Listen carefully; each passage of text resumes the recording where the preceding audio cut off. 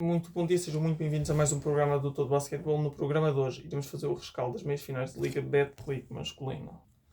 Meias finais que se iniciaram, vamos iniciar pelo duelo que foi Benfica contra o Varença, onde o Benfica venceu por 3-0, ganhou o primeiro jogo por 85-86. Num jogo onde a Ovarense entrou bem no primeiro quarto, teve muito bem, e o Benfica ainda conseguiu acompanhar ali um bocadinho no final do primeiro quarto. Já fez um segundo quarto à Benfica, a nível da pontuação, conseguiu 20 pontos e só permitiu ao Ovarense marcar 10 e começou logo a tratar de começar a fazer a remontagem, e conseguiu acabar mesmo a primeira parte empatada e depois na segunda parte teve mérito e venceu a partida. Acho que se calhar ali ao Ovarense, um bocadinho por causa da arbitragem, perdeu ali um ou outro lance de menos bem assinalado, digamos assim, perdeu um bocadinho o critério e começou a tomar más decisões. Os destaques da partida são para Trey Drexel, 19.8 ressaltos, 4 assistências do lado do Benfica, a apresentar-se num duelo de playoffs bastante interessante, a fazer 2 excelentes jogos, jogo 1 e jogo 2. Do lado do Varense foi Daniel Oladapo, 18 pontos, 7 ressaltos. De facto foi uma presença interior importante. Também agora, antes de passar ao jogo 2, dizer que se calhar um dos fatores desta Ovarense não ter feito mais nesta eliminatória foi também pelo facto de ter 2 norte-americanos que se lesionaram, nomeadamente Moussa Koné e Emondre Rickman. Talvez com 2 presenças interiores da Ovarense estes playoffs teriam sido outra coisa. Dado que no jogo 2 o Benfica consegue agora uma vitória por números muito expressivos, 103-71, num jogo onde o Benfica teve muito melhor. A Ovarense ainda conseguiu entrar mais ou menos bem, mas perdeu muita motivação e o Benfica sempre a carburar e conseguiu uma vitória fácil, digamos assim. Claro que não foi fácil, mas uma vitória mais confortável.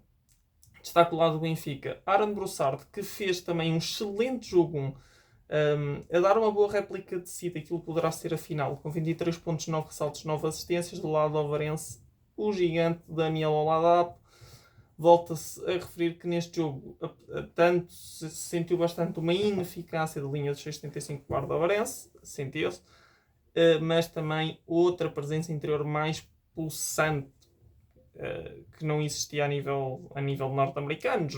Alexander Thompson é um poste mais exterior do que interior, mas pronto, o Alvarense muito fez, porque depois foi jogar um jogo 3 em Ovar, onde começa muito mal, perde um primeiro quarto por 8-22, no segundo perde por 20-25, vai para o intervalo com uma grande desvantagem, 19 pontos, se não me engano, e recupera e sai a vencer no terceiro quarto.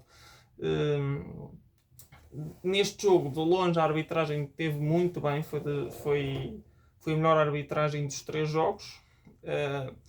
Tem coisas a apontar. Ao fim destes dois duelos de meias finais, achamos importante fazer se calhar um vídeo sobre a arbitragem após a liga acabar, para ser completamente imparcial. E não ter de lados em qualquer das equipas, digamos assim. Faz sentido hoje em dia fazermos talvez um vídeo de arbitragem para analisar a arbitragem portuguesa, que não é má, mas como é óbvio, em todos os sítios há espaço a melhorar. O destaque desta partida do lado ovarense foi Gustavo Teixeira, incrível, 24 pontos, 6 ressaltos, 8 assistências, 30 de valorização. Teve quase perto de uma estatística impressionante, que seria um triplo-triplo se tivesse tido mais 4 ressaltos e 2 assistências. Makram Ben Rondan, do outro lado, foi o capitão que guindou o Benfica à presença na final apenas com 3 jogos. Foi importantíssimo, 16 pontos, 6 ressaltos, 3 assistências. O Benfica que fez um bom último quarto, conseguiu recuperar, ganhar algum elan. Destacar também aqui Trey Drexel, que fez um jogo inferior ao normal, ou inferior ao que se esperava depois de 2 grandes jogos que Trey Drexel fez na Luz.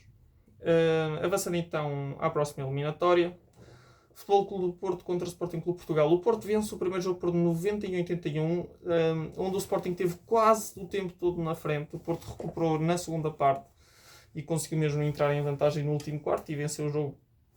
Depois de ter uma vantagem firmada, venceu o jogo confortavelmente por 10 pontos. Ou seja, o Porto só teve confortável, diria, 3 minutos antes do jogo acabar. De resto, teve coisa bastante complicada. Fernando Sá foi buscar e deu a volta. E isto também mostra as valências de um treinador e do seu plantel.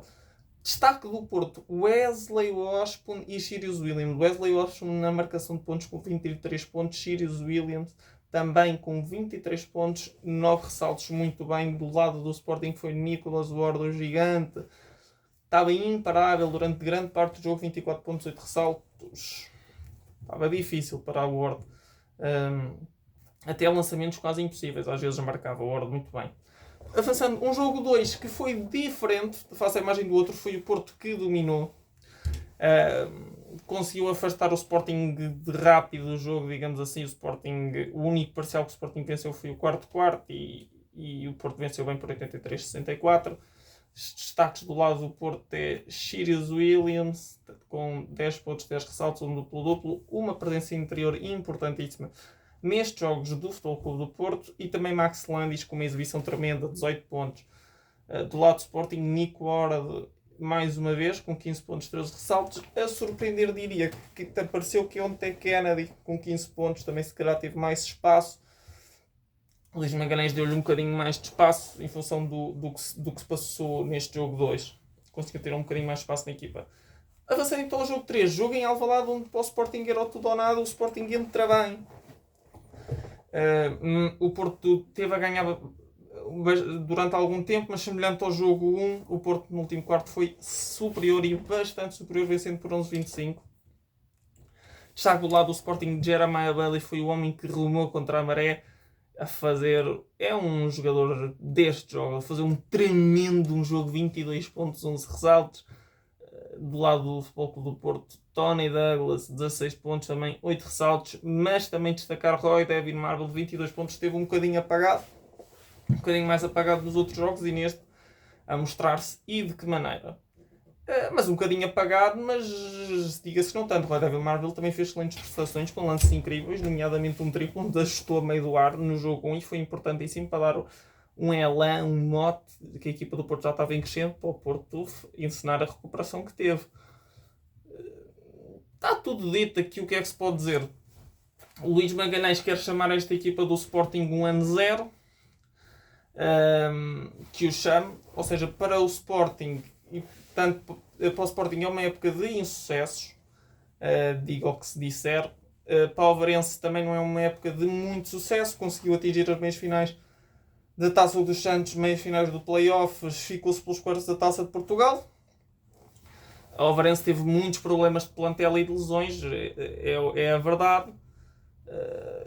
Mas veremos o que é que farão estas duas equipas para preparar a próxima temporada. O Luís Magalhães já está de olho em alguns novos reforços, e espera-se a equipa do Sporting dar muito. Portanto, Luís Magalhães, que disse várias vezes: isto é um ano zero, construímos uma equipa de base, raiz, portanto chamamos a isto ano zero. Luís Magalhães vai construir outra equipa praticamente de base, raiz, ou pelo menos é o que temos informação do que aparenta ser o futuro da equipa do Sporting. Da nossa parte é tudo, muito obrigado pela sua atenção. Dizer só um bocadinho aqui uma coisa do Alvarense, um tópico adicional, é que o Alvarense pode manter uma base até de estrangeiros, conseguindo se calhar manter um ou até talvez 2 estrangeiros, veremos. Muito obrigado pela sua atenção, este foi o programa de hoje.